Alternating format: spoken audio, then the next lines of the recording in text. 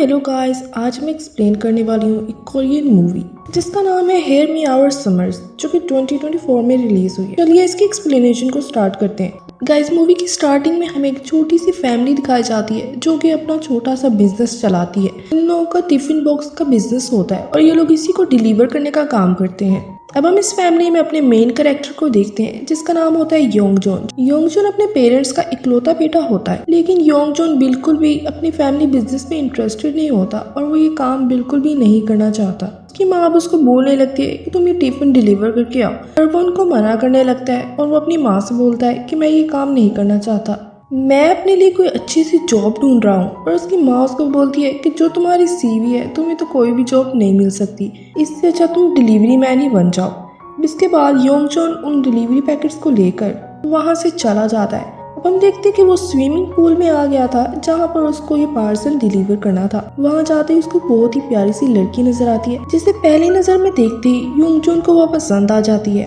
और वो उसको देखता ही रह जाता है। ये लड़की भी हमारी कहानी की मेन लीड कैरेक्टर होती है, पर ये लड़की ना सुन पाती है और ना ही बोल पाती है। इस लड़की का नाम किमसो होता है, जो कि असल में अपनी बहन के पास आई थी जो कि स्विमर है। वो उसको चीयर अप करने के लिए वहाँ पर आई थी और अब हम देख पाते हैं कि वो अपनी बहन के पास जाती है और उसको गुड बाय कह के योंगजोन के पास से निकल जाती है और योंगजोन बस उसको देखता रह जाता है, वो उसको कुछ भी नहीं कह पाता। इसके बाद अब योंगजोन डिसाइड करता है कि वो उसके बारे में पता लगाएगा, क्योंकि वो उसके बारे में कुछ भी नहीं जानता था। इस वजह से अब वो उसकी बहन के पास चला जाता है। अब वो सीधा उसकी बहन के पास चला जाता है और वो उसे साइन लैंग्वेज में उसकी बहन के बारे में पूछने लगता है, जहाँ पर हम देख पाते हैं कि वो भी अपनी बहन की तरह बिल्कुल ही ना बोल पाती थी और ना ही सुन पाती थी। इसके बाद अब वो उससे इशारों में पूछने लगती है, क्या तुम यहाँ पर लड़कियाँ पिक करने आए हो? तो वो उसको बोलता है कि नहीं, मेरी ऐसी कोई इंटेंशन नहीं है, बल्कि मैं तो बस उसका नाम जानना चाहता हूँ। बहन उससे पूछती है कि तुम किसका नाम जानना चाहते हो? उसको बोलता है कि मैं तुम्हारी बहन का नाम जानना चाहता हूँ। जिसके बाद वो अब उसको अपनी बहन का नाम बता देती है। अब वो सीधा यामिन से उसकी बहन का नंबर भी मांग लेता है। इसके बाद यामिन को लगने लगता है कि ये आदमी अजीब है। जिसके बाद वो उसको कहती है कि मैं तो जा रही हूँ स्विमिंग करने, तुम्हें अगर मेरी बहन का नंबर चाहिए तो तुम खुद जाकर उससे मांग लो।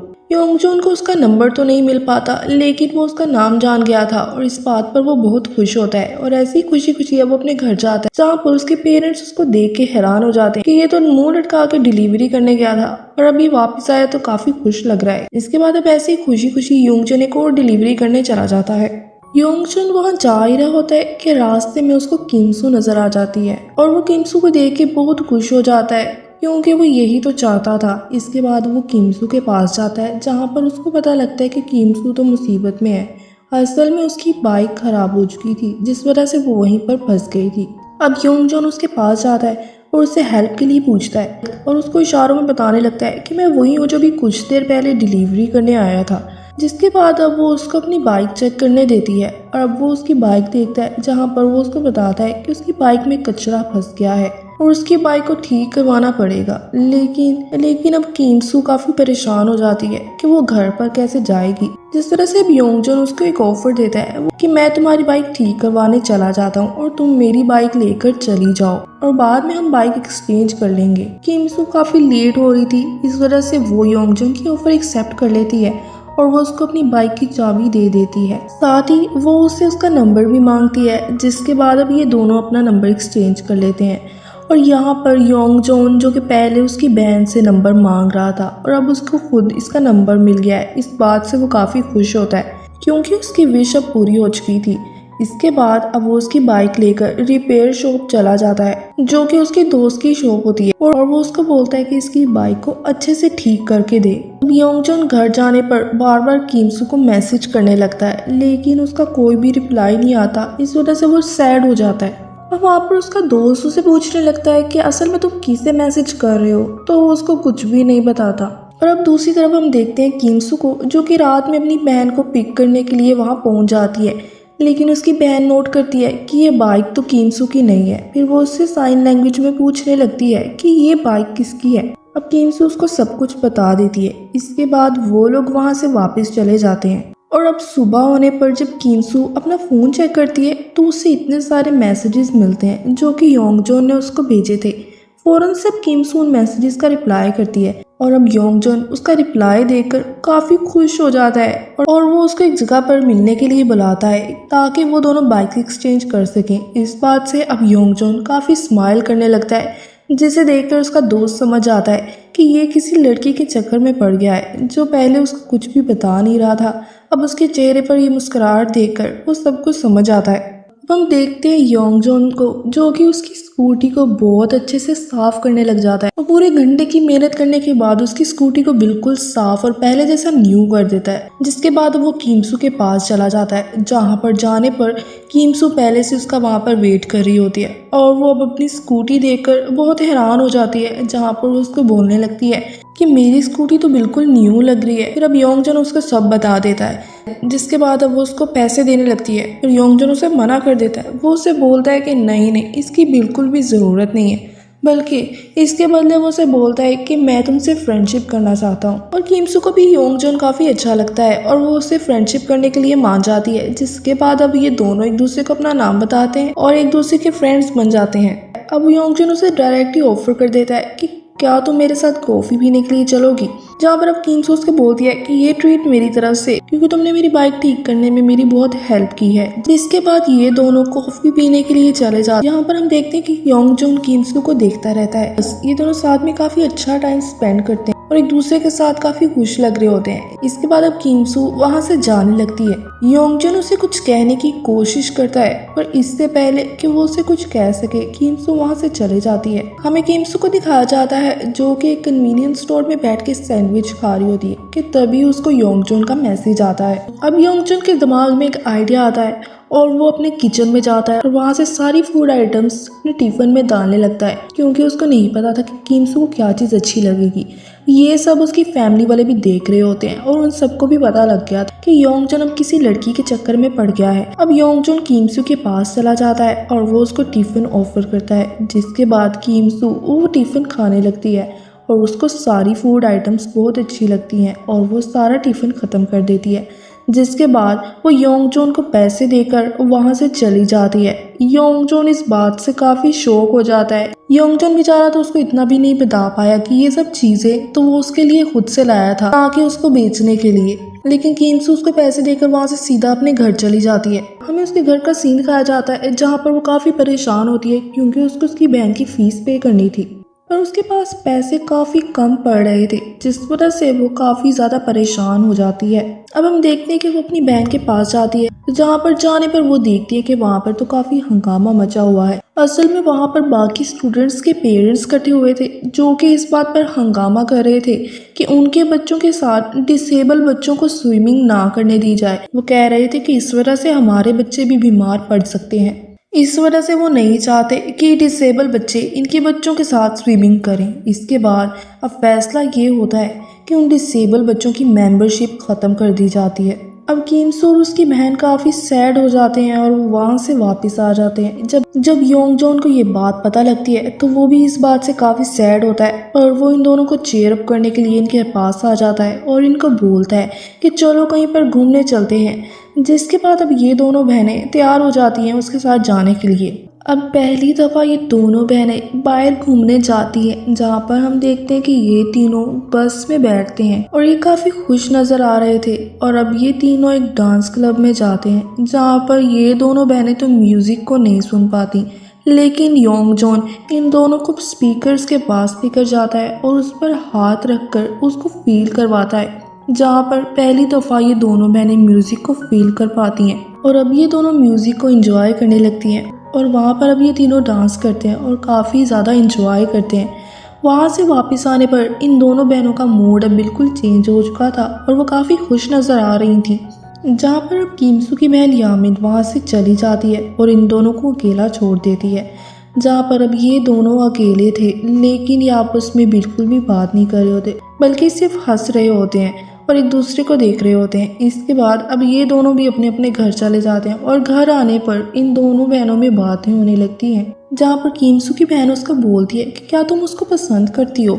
वो उसको बोलती है कि ऐसी कोई बात नहीं है, बल्कि वो तो सिर्फ मेरा दोस्त है। लेकिन उसकी बहन को कहीं ना कहीं पता लग गया था कि ये दोनों आपस में एक दूसरे को पसंद करते हैं।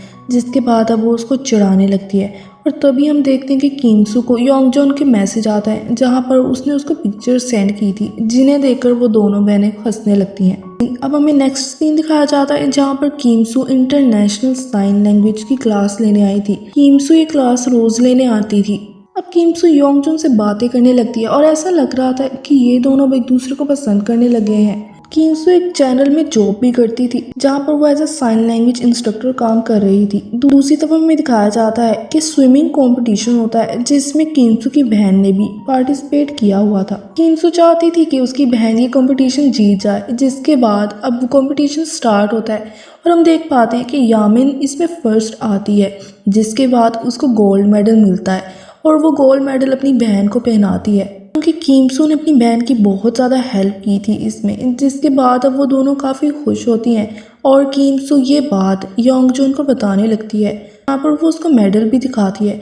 योंगजॉन उसको बोलता है कि हमें ये चीज़ सेलिब्रेट करनी चाहिए, लेकिन वो उसको मना करती है। अब यामिन अपनी बहन को बोलने लगती है कि तुम्हें जाना चाहिए और वो उसको वहाँ पर जाने के लिए मना लेती है।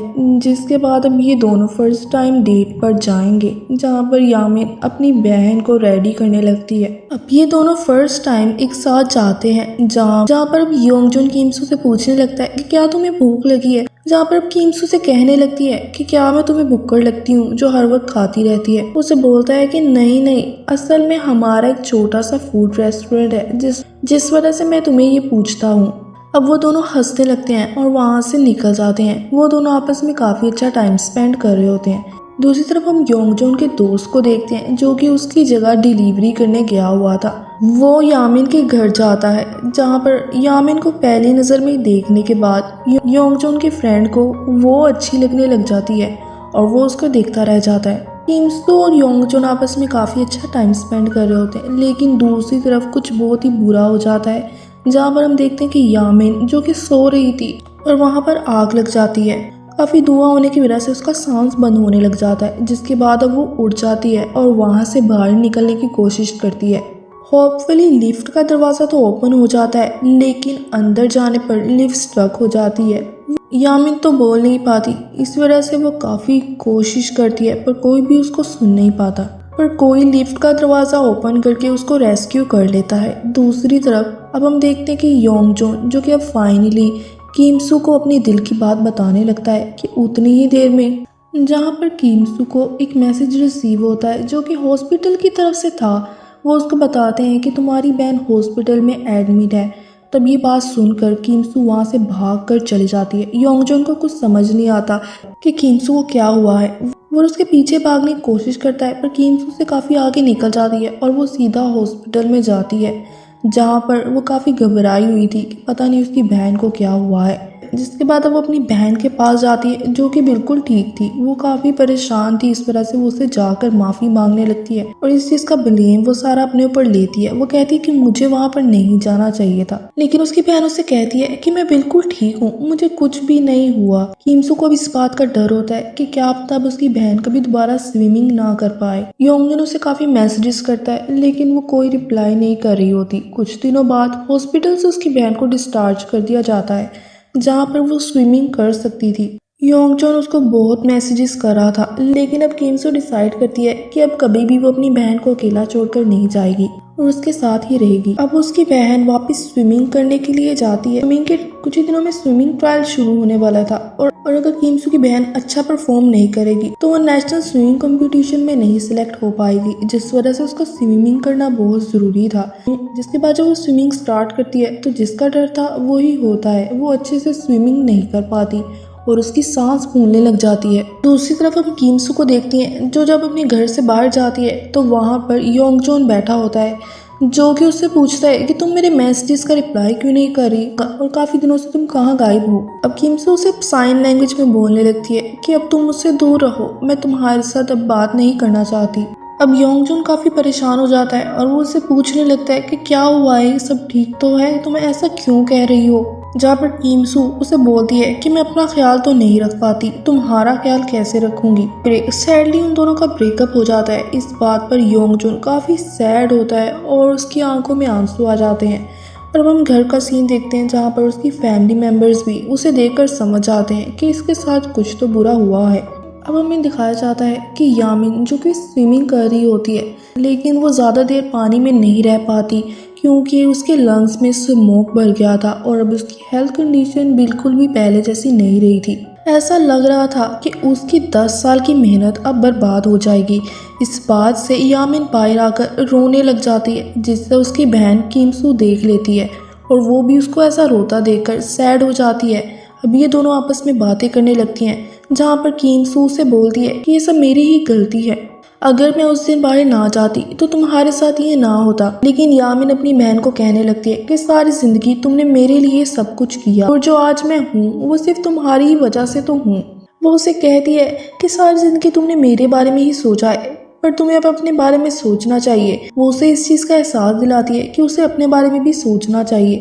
जिसके बाद अब सीन योंगजून के घर शिफ्ट होता है, जहाँ पर उसके पास उसकी माँ आती है, जो कि उससे पूछने लगती है कि तुम्हारा दिल किस लड़की ने तोड़ा है, तुम्हें किसने रिजेक्ट किया है। जिसके बाद योंगजून उसे बताता है कि वो लड़की अपनी बहन से बहुत प्यार करती है, वो सारा दिन मेहनत करती है और उसके पास अपने लिए बिल्कुल भी टाइम नहीं होता, इस वजह से उसने मेरे साथ ब्रेकअप कर लिया है। और साथ ही साथ वो अपनी माँ को ये भी बताता है कि ना वो सुन पाती है और ना ही वो बोल पाती है, जिसे सुनकर उसकी माँ शॉक हो जाती है। अब हमें किमसू को दिखाया जाता है, जो कि अपने पेरेंट्स से मिलने के लिए जाती है, जहाँ पर उसके पेरेंट्स उसको यही बात बोलते हैं कि तुम्हें अब अपने बारे में सोचना चाहिए। इसके बाद अब किमसू अपनी बहन से मिलती है, जहाँ पर वो दोनों एक दूसरे को सॉरी कहते हैं।